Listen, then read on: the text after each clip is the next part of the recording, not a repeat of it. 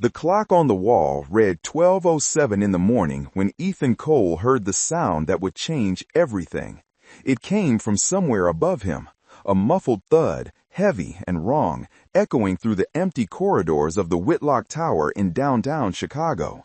He had been mopping the executive floor lobby, the same routine he had followed for 3 years, when instinct made him drop the mop handle and run toward the private elevator. The CEO's office sat 40 floors up, a place he had never been invited and certainly never allowed. But something in that sound, desperate, final, pulled him forward without hesitation. When he reached the glass door, he saw her through the gap. Aurora Whitlock, the billionaire whose name graced the building, collapsed on the marble floor, her breath coming in shallow gasps, her fingers clawing weakly at the edge of her mahogany desk. Ethan pushed through the door and knelt beside her, lifting her shoulders gently. Her eyes fluttered open, unfocused and glazed with something darker than exhaustion. And then she whispered words that froze him where he knelt. "Please, don't let them take my son." Ethan Cole was 35 years old and had learned long ago that life rarely followed the plans you made for it. He had grown up in a working-class neighborhood on the South Side, the son of a factory worker and a school cafeteria cook who taught him that dignity came not from what you earned, but from how you treated people. He had married his high school sweetheart, a woman named Sarah, who laughed at his terrible jokes and believed he could do anything he set his mind to. They had built a small life together, nothing fancy, just an apartment with enough room for the baby they were expecting. And then, during the delivery, everything went wrong. Sarah died from complications the doctors couldn't control, leaving Ethan alone with a newborn son and a grief so heavy it threatened to crush him. For months, he moved through the world like a ghost, going through the motions of feeding and changing and comforting a child who would never know his mother's face. His own mother helped when she could, but her health was failing too, and soon Ethan realized he was truly on his own. He took the night janitorial job at Whitlock Tower because it paid better than the day shift and allowed him to be home when his son Liam woke up each morning. Every night, he kissed the boy's forehead, promised to be back before breakfast, and rode the train downtown to push a mop across floors that gleamed like mirrors. He told himself it was temporary, that someday things would get easier. But temporary had stretched into 3 years, and easier had never quite arrived. Liam was 8 now, a quiet boy with his mother's eyes and a habit of asking questions Ethan didn't know how to answer. Where do people go when they die? Why do you look sad sometimes? Will you ever find someone to love again? Ethan answered as honestly as he could, which usually meant saying he didn't know, but that he hoped for good things. That hope was the only thing that kept him moving some nights, when the silence of empty hallways felt like it might swallow him whole. Aurora Whitlock existed in a different universe entirely, or at least that was how the world saw it.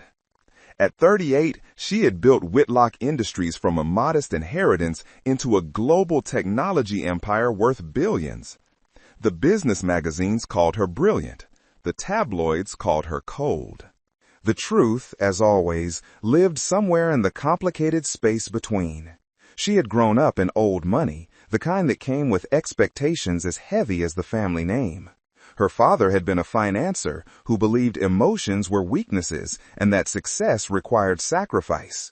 Her mother had been a socialite who drank too much at dinner parties and disappeared into her bedroom for days at a time. Aurora learned early that she could trust only herself, that showing vulnerability was an invitation for others to exploit it. She became what she needed to become, sharp, guarded, untouchable. She married once, briefly, to a man named Marcus who seemed charming until he revealed himself to be interested only in her money and status. The divorce had been vicious, made worse by the fact that they shared a son. Oliver was 9 now, a sensitive boy who looked at his mother with eyes that seemed to see past all her defenses. Aurora loved him with a ferocity that frightened her sometimes, but she didn't know how to show it in ways he could understand. She worked 18-hour days, missed school plays and birthday dinners, told herself she was building a legacy for him. Meanwhile, Marcus had remarried and was whispering to lawyers about custody, about Aurora's long hours and rumored instability, about how a boy needed a stable home with two parents present. The fear of losing Oliver had become a constant pressor in Aurora's chest, a weight she carried every waking moment. She had started taking sleeping pills to quiet her racing thoughts at night, then stronger pills when the first one stopped working. No one knew. No one could know. Weakness was not something a woman in her position could afford to reveal. The morning after her collapse, Aurora sat in her office and watched the security footage from the night before. She saw herself crumple to the floor, saw the janitor rush in and kneel beside her, saw his hands supporting her shoulders with unexpected gentleness. She should have felt grateful. Instead, she felt exposed. Someone had seen her at her lowest moment, and that someone was a man who had no business being on the executive floor after midnight. Her mind, trained by years of corporate warfare, jumped immediately to suspicion. Who was he? Why had he come upstairs? What had he heard her say? She called her head of security and demanded answers. Within the hour, she learned that Ethan Cole had been employed as a night janitor for 3 years, that his record was spotless, that he was a single father with no apparent connections to her competitors or enemies. But none of that mattered to the fear that coiled in her stomach. She had spoken about Oliver. She had begged a stranger to protect her son. If word got out that the CEO of Whitlock Industries was collapsing in her office and babbling about custody battles, Marcus's lawyers would have exactly what they needed. Aurora ordered HR to investigate Ethan for unauthorized access to restricted floors. She framed it as a routine security matter, but everyone understood the subtext. Within days, Ethan found himself called into a small office on the 15th floor, facing a woman with a tablet and a tight smile, who explained that his employment was under review. The night shift on the executive floor was his best-paying assignment. Losing it would mean fewer hours, less money, harder choices about which bills to pay. Ethan sat there and said nothing, because what could he say? He had done only what anyone with a conscience would do, and now he was being punished for it. That same afternoon, as Ethan walked through the lobby toward the service elevator, he passed Aurora Whitlock heading toward the main entrance. Beside her was a young boy with her same sharp features, her same guarded expression. The boy's eyes met Ethan's for just a moment, and something in them flickered with recognition. Then, in a voice barely louder than a whisper, the boy tugged his mother's sleeve and said, "Mom, he saved you last night." Aurora stopped walking. The words hung in the air between them like a physical thing. She turned slowly, looking at Ethan as if seeing him for the first time. Her mouth opened, then closed. For 3 heartbeats, no one moved. And then Aurora's assistant appeared, guiding her toward a waiting car, and the moment shattered like glass on marble. 2 days passed before Aurora summoned Ethan to her office. He expected to be fired, or worse, threatened with legal action for some imagined violation. Instead, he found her standing by the floor-to-ceiling windows, staring out at the city skyline with her arms crossed over her chest. The office was enormous, decorated with the kind of minimalist elegance that whispered money so loudly it didn't need to shout. Aurora didn't turn around when he entered. She simply said, "Close the door." Ethan obeyed, then stood in the center of the room with his hands at his sides, waiting. The silence stretched between them until Aurora finally spoke, her voice flatter than he expected. "You saw me that night. You heard what I said." It wasn't a question. Ethan nodded, though she wasn't looking at him. "I wasn't thinking clearly," she continued, still facing the window. "I'd been awake for almost 70 hours. I made a mistake with my medication." She paused, and something in her posture shifted, the rigid control softening just slightly. "I've been dealing with a custody situation. My ex-husband is trying to prove I'm unfit. If anyone finds out about that night." She didn't finish the sentence. She didn't need to. Ethan understood pressure, understood the terror of losing the person you loved most. I haven't told anyone, he said quietly, and I don't plan to. Aurora turned then, finally looking at him directly. Her eyes were red-rimmed beneath the careful makeup, dark circles visible if you knew where to look. She seemed, in that moment, not like a billionaire CEO, but like a woman barely holding herself together. "Why?" she asked. "Why help me? Why keep quiet? What do you want?" The question seemed to confuse her even as she asked it, as if she genuinely couldn't fathom someone acting without an agenda. Ethan thought about his answer for a moment, then shrugged. "I have a son too. I know what it feels like to be terrified of losing him. I saw someone who needed help, so I helped. That's it. There's nothing else to it." Aurora stared at him for a long moment, and something in her expression cracked. Just barely, just enough to glimpse the exhaustion and fear underneath. "You don't know me," she said, almost accusingly. "No," Ethan agreed, "but I know what I saw. Someone who's been fighting alone for too long." The words landed between them like stones dropped into still water. Aurora looked away first, back toward the window where the city lights were beginning to flicker on against the gathering dusk. When she spoke again, her voice was smaller than before. "The investigation against you has been dropped. You can keep your shift." Ethan nodded, unsurprised but relieved. "Thank you."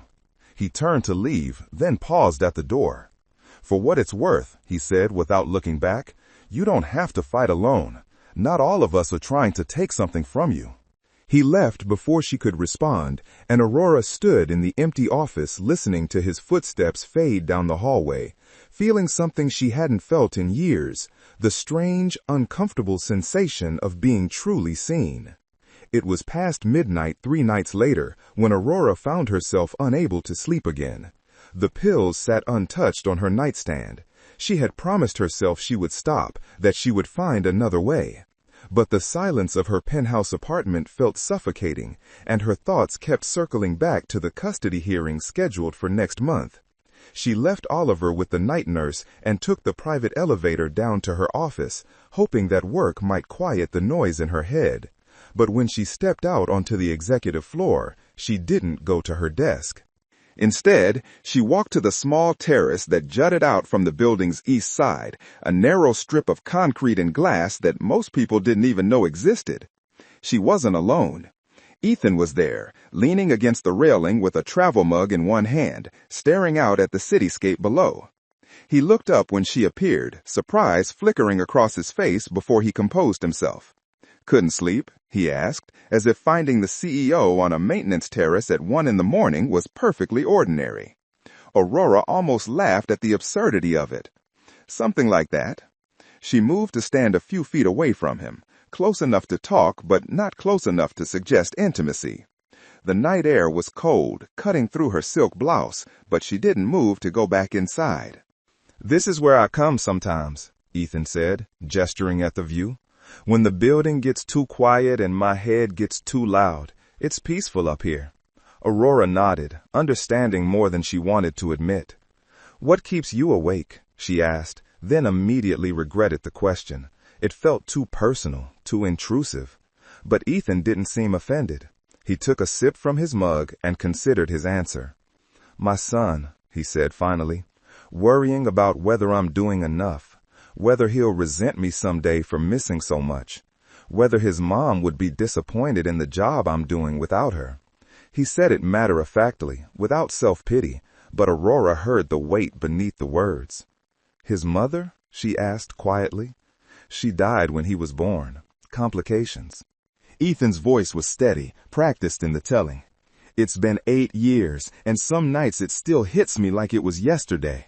Aurora didn't say she was sorry. That word had been emptied of meaning long ago. Instead, she said, "You're still here. You're still showing up. That counts for something." Ethan looked at her with something that might have been gratitude. "So are you," he said. "Whatever you're fighting, whatever's keeping you from sleeping, you're still showing up too."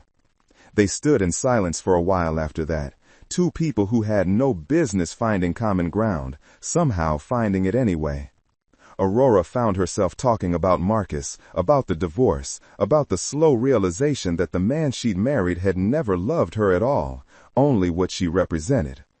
She talked about Oliver, how desperately she wanted to be a good mother and how terrified she was that she didn't know how. She talked about the board members who questioned her every decision, the reporters who dissected her appearance, the constant exhaustion of being strong when she wanted nothing more than to rest. Ethan listened without interrupting, without offering advice, without trying to fix anything. He just listened, and somehow that was exactly what she needed. When she finally stopped talking, the sky had begun to lighten almost imperceptibly on the eastern horizon. "I should go," Aurora said, suddenly self-conscious. "I didn't mean to keep you." Ethan shook his head. "You didn't keep me anywhere I didn't want to be." As she walked back toward the elevator, Aurora realized something that surprised her. For the first time in longer than she could remember, she didn't feel entirely alone. The board meeting was scheduled for 10 in the morning, but rumors had been circulating since the previous week. Aurora knew something was coming. She had survived enough corporate battles to recognize the signs. The sidelong glances, the hushed conversations that stopped when she entered a room, the unusual deference from people who usually challenged her at every turn. She arrived early, dressed in her sharpest suit, her expression composed into the mask she had perfected over decades. But nothing could have prepared her for what waited inside that conference room. Richard Davenport, the chairman of the board, sat at the head of the table with a folder in front of him. Around him sat the other directors, their faces arranged into carefully neutral expressions. Aurora took her seat and waited for someone to speak. "Aurora," Richard began, his tone dripping with false concern, "we've been monitoring some troubling reports about your health. Given the demands of your position, several board members have expressed concern about your capacity to continue leading this company." Aurora felt the blood drain from her face, but she kept her voice steady. "I'm not aware of any health issues that would affect my work." "We've received information suggesting otherwise." Richard slid a document across the table. "Allegations of erratic behavior. Possible substance abuse. Incidents of collapse on company property." The words hit her like physical blows.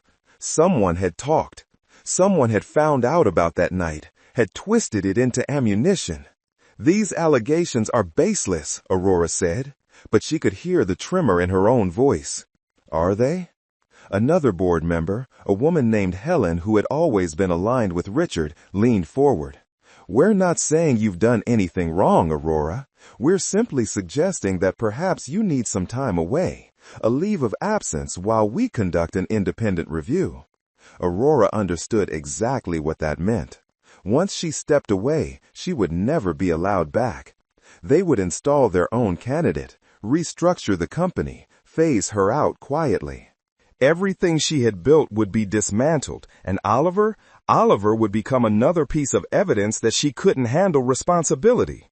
What Aurora didn't know was that Ethan had arrived early that morning for a shift change meeting with his supervisor. The conference room door had been left partially open, and as he walked past, he caught fragments of the conversation inside. Erratic behavior, collapse on company property, leave of absence. He stopped, not meaning to eavesdrop but unable to move away. Through the narrow gap, he could see Aurora sitting rigid in her chair, surrounded by men and women in expensive suits who were circling her like predators scenting weakness. Her face was pale, her hands clasped tightly together beneath the table. And in that moment, Ethan understood something fundamental about power. It didn't protect you from fear. It just raised the stakes when you fell. He moved away before anyone could notice him, his mind churning with what he had witnessed. He had no authority here, no influence, no right to interfere in matters far above his position. But he had seen the truth of that night. A woman overwhelmed and exhausted, not unstable. A mother terrified of losing her child, not unfit. The difference between those narratives could destroy her, and nobody in that room seemed interested in the truth. The following night, Ethan arrived for his shift to find the building buzzing with unusual activity. Security guards he didn't recognize patrolled the hallways, their faces hard and unfamiliar. Something was wrong. He kept his head down, pushing his cart toward the service elevator, but his instincts were screaming at him to pay attention. He found out why when he reached the 20th floor and discovered Oliver sitting alone in a small waiting room, his knees pulled up to his chest, his face streaked with dried tears. "Hey," Ethan said softly, crouching down to the boy's level. "What are you doing here so late?" Oliver looked up at him with eyes that seemed far too old for his 9 years. "Mom said someone bad is coming tonight. She told me to wait here, but she's been gone for hours, and nobody will tell me anything." Ethan's chest tightened. "Stay here, okay? I'm going to find out what's happening." He moved through the building like a ghost, using the service corridors he knew so well to avoid the unfamiliar security personnel. On the executive floor, he found chaos. File cabinets open, papers scattered, 2 men in suits he didn't recognize rifling through Aurora's private office. They weren't regular staff. Their movements were too hurried, too purposeful. Whatever they were looking for, they didn't belong here. Ethan pulled out his phone and captured what evidence he could, then retreated before they noticed him. His heart pounded as he made his way back to Oliver, his mind racing through possibilities.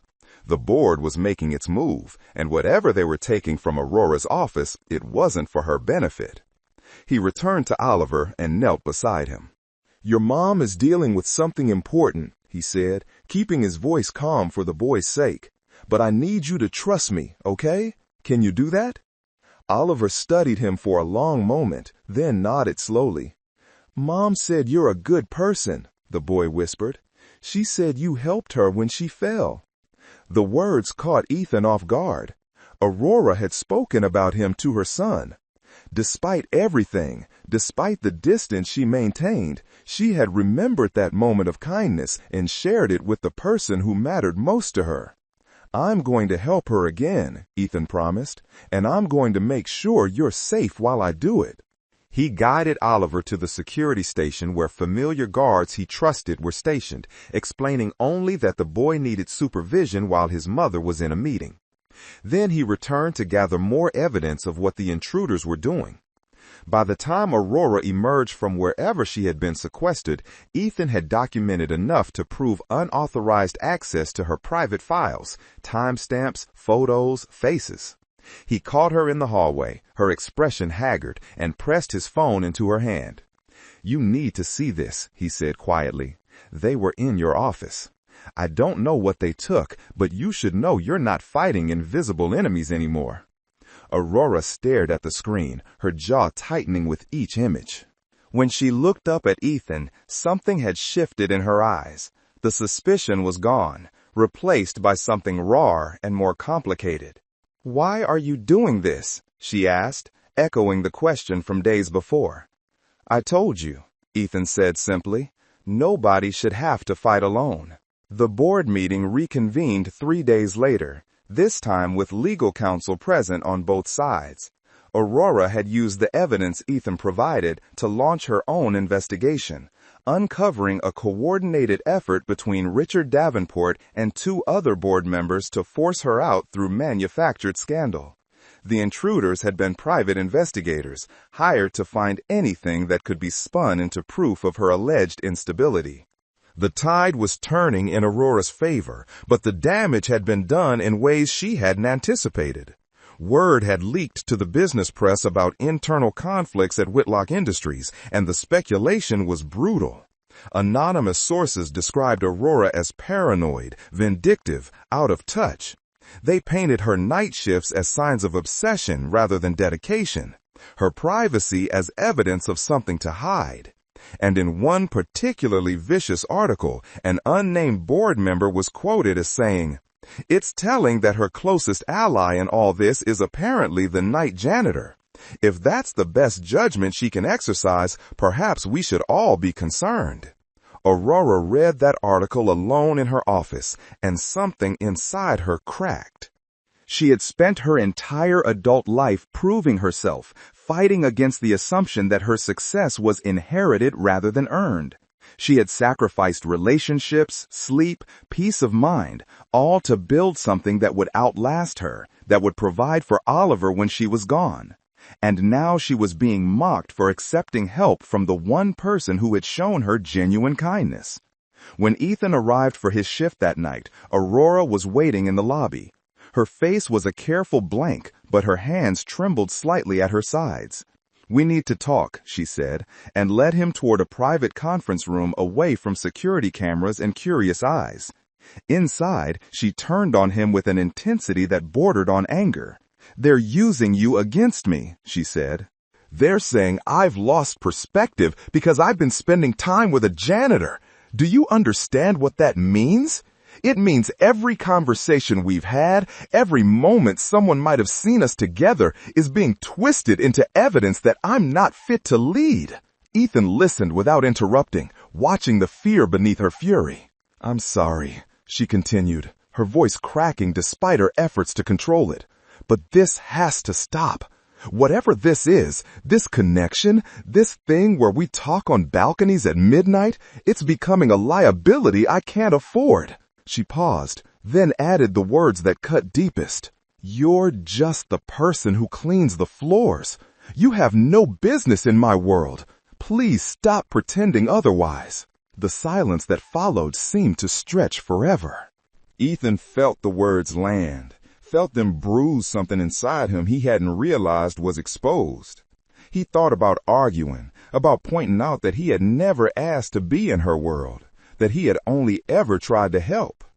But he could see the terror behind her cruelty, the desperate attempt to push away anyone who might witness her vulnerability. She was lashing out because she was scared, and scared people rarely landed their blows where they intended. "Okay," he said finally, his voice quiet but steady. "If that's what you need." He turned toward the door, but paused before opening it. "I hope you find whatever it is you're looking for, Aurora. I hope Oliver grows up knowing how hard you fought for him.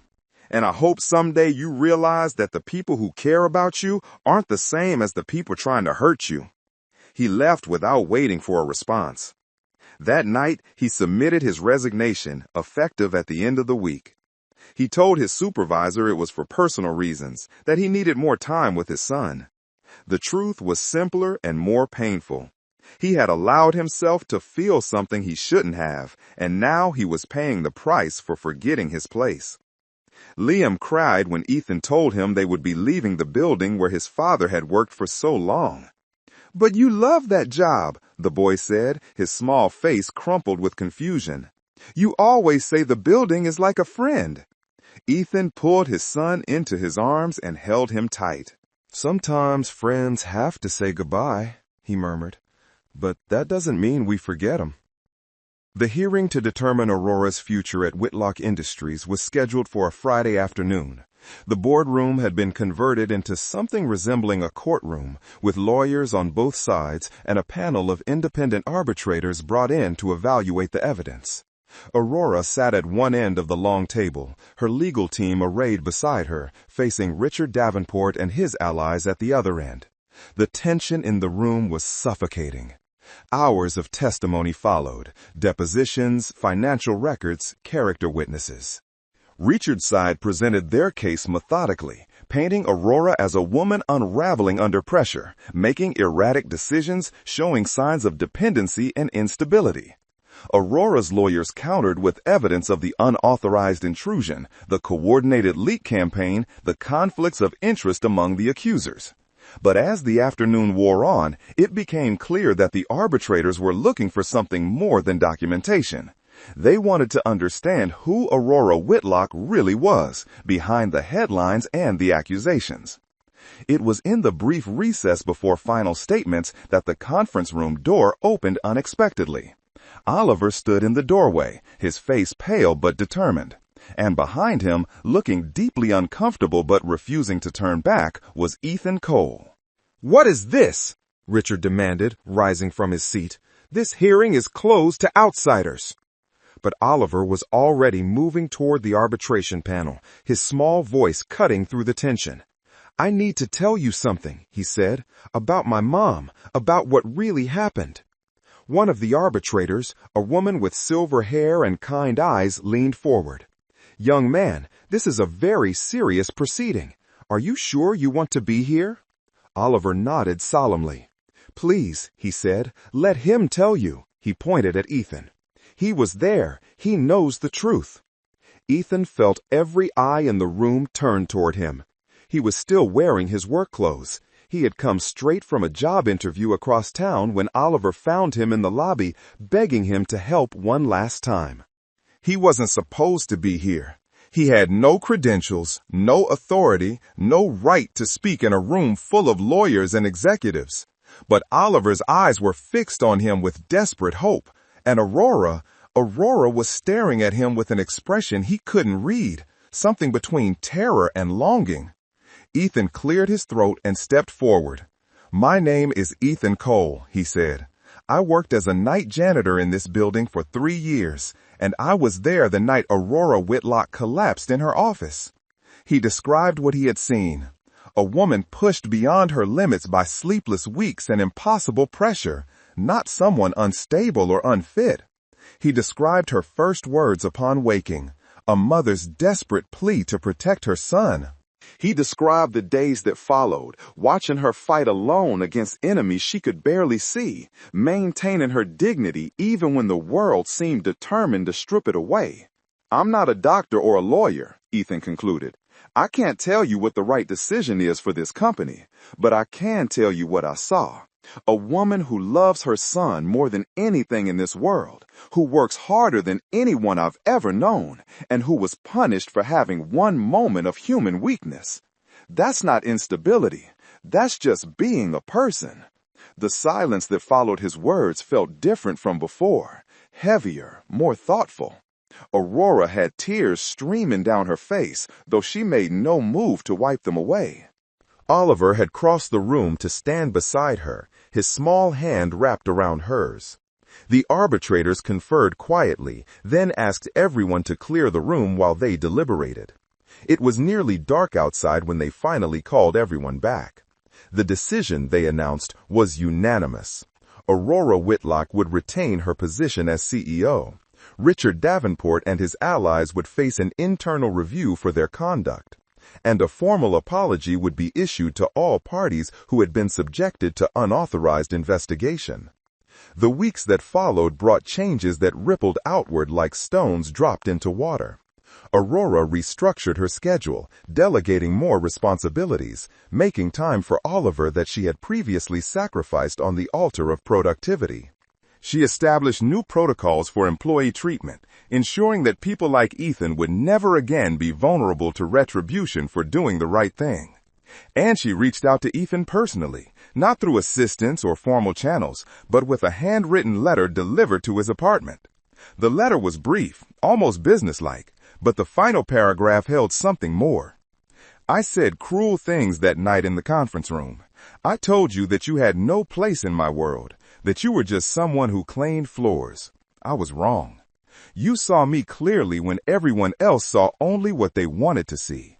That is worth more than all the business degrees and board seats in this building. If you're willing, I'd like the chance to prove that I can be worthy of the kindness you showed me." Ethan read the letter 3 times before responding. His answer was simple. He would return to Whitlock Industries, but not as a janitor. Aurora had arranged for him to join the company's new employee relations department, a position that came with regular hours, benefits, and enough salary to finally stop worrying about which bills to pay first. It felt strange at first, wearing business casual instead of work blues, attending meetings instead of pushing a mop. But gradually, Ethan found his footing. He had always been good at understanding people, at seeing past their defenses to the vulnerability underneath. Now he had a chance to use that gift in ways that mattered. On a Thursday afternoon, 3 months after the hearing, Aurora found herself on the building's terrace, the same narrow strip of concrete where everything between them had truly begun. Ethan was already there, just as she somehow knew he would be. They stood in comfortable silence for a while, watching the city sprawl beneath them, before Aurora finally spoke. I've been thinking about what you said that night, about how everyone needs someone to catch them when they fall. Ethan nodded, waiting. Oliver asked me yesterday if you were my friend, Aurora continued. I didn't know how to answer. We've never defined this, whatever this is. She turned to face him, her expression open in a way it had never been before. I'm not very good at having friends. I'm even worse at asking for help. But I'm trying to learn, and I think maybe you could teach me. Ethan smiled, the first genuine smile he had allowed himself in her presence. I'm not much of a teacher, he admitted, but I've been told I'm a pretty good listener. That's a start. Aurora returned his smile with one of her own, tentative but real. Oliver has a soccer game Saturday morning. He asked if you and Liam might want to come, if that's not too weird. It's a little weird, Ethan acknowledged, but I think we've already passed weird a while back. Liam would love it. They stood together as the sun began its slow descent toward the horizon, two people who had found each other in the strangest of circumstances.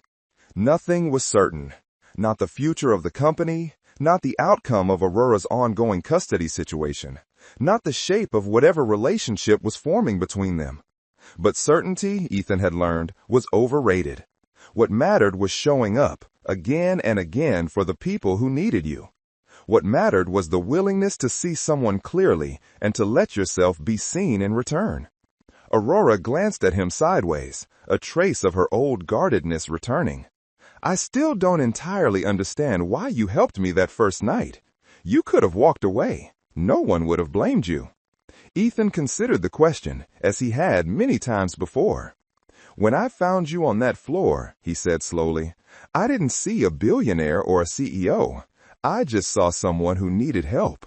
Someone who was fighting alone against something too big to face by themselves. He paused, choosing his next words carefully. My wife died believing that people are fundamentally good, that if you show up for others, they'll eventually show up for you. I spent a long time after she passed wondering if she was right. Helping you and everything that came after, I think it was my way of finding out. Aurora was quiet for a moment, processing his words. And what did you find out? Ethan looked out at the city, at the millions of lives playing out in apartments and offices and streets below, each one a story of struggle and hope and connection. That she was right, he said simply. It just takes longer sometimes than we'd like. They stayed on the terrace until the last light faded from the sky, not touching, barely speaking, but connected nonetheless by something stronger than words. Whatever came next, whatever challenges awaited them, whatever obstacles remained, they would face it together. And sometimes, in a world that often felt cold and indifferent, that was enough.